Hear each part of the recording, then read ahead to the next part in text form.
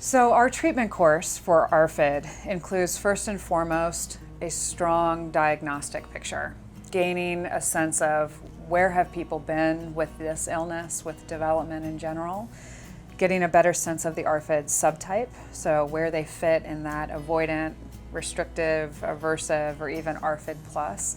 That really can help us identify the pathway forward. A developmental history and a stage of development, so where should they be, where are they, and are any of those things due to consequences related to ARFID? And then really identifying both the patient's goals and values as well as the family's goals and values. How do we help the family support the patient in meeting the expectations that they have for treatment? And finally, understanding how family dynamics play.